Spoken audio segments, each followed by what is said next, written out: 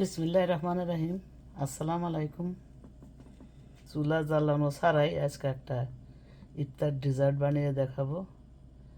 আমি দেখেন মালাই করে নিয়েছি, এগুলো দুধের মালাই জ্বালিয়ে ঘন করে নিয়েছি।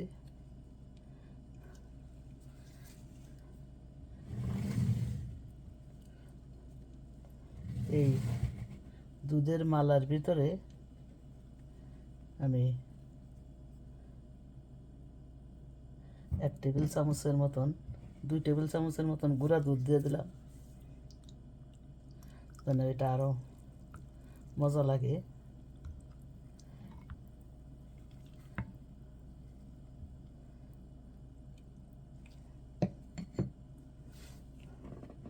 এটা পাশে থাক। এখন মালাই রোলের জন্য আমি একটা পুর বানাবো। এখানে দিয়ে দিলাম 1 কাপ পাউডার নারকেল কোকোনাট, হাফ কাপ গুঁড়া দুধ আর 2 টেবিল চামচ পাউডার সুগার।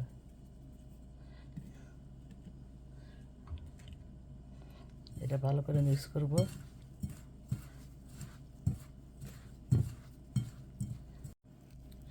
এখন কনডেন্স মিল্ক দিয়ে দিলাম 1 টেবিল চামচ।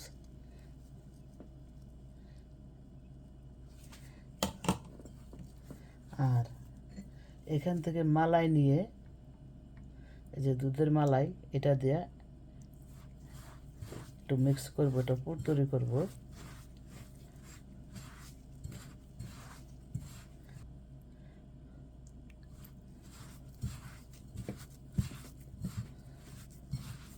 এটা শক্ত শক্ত হবে, বেশি নরম করবেন না। আজকে চুলা ছাড়াই ডেজার্ট তৈরি করব।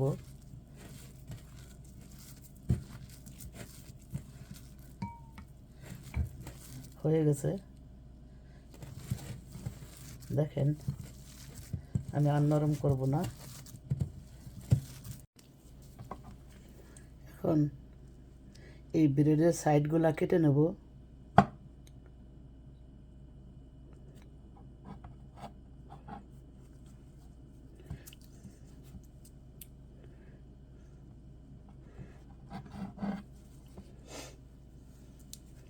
এভাবে আমি সবগুলা কেটে নেব, আর এগুলা দিয়ে ব্রেড গাম বানাবো।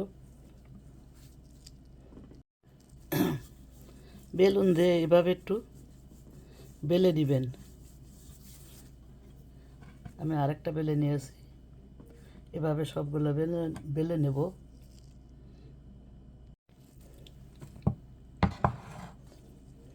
আমি এখন এখান থেকে পুর নেব।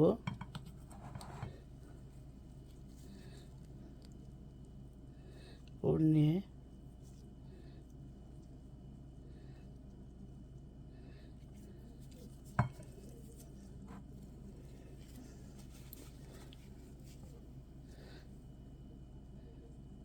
এরকম লাইন ধরে দেবো, তারপর আস্তে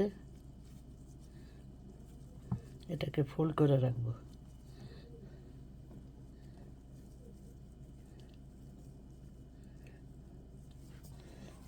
এই যে এভাবে রাখবো।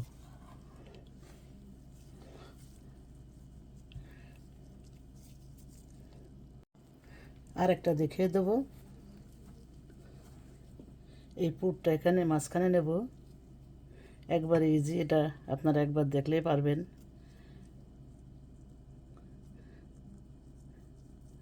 সবাই পারবে। এই যে এটা রোলের মতন গোল করে নেবেন। এই যে বসিয়ে দিলাম, 2টা হয়ে গেছে। এভাবে আমি সবগুলা পুর ভরে নেব। দুধের ভিতর আমি অল্প একটু স্যাফরন দিয়েছি।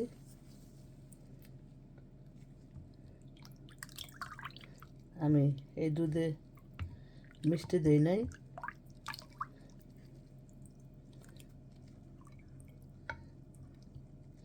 মিষ্টি শুধু নারকেলের ভিতরে দিছি।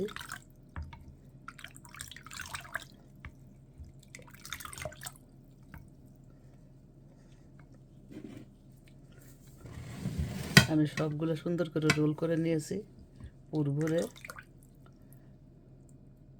এখন বিসমিল্লাহ,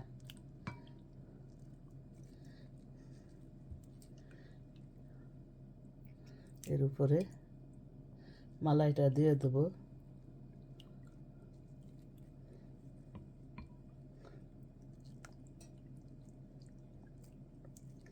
এই মালাইটা দিলে এই রোলগুলো ফুলে উঠবে।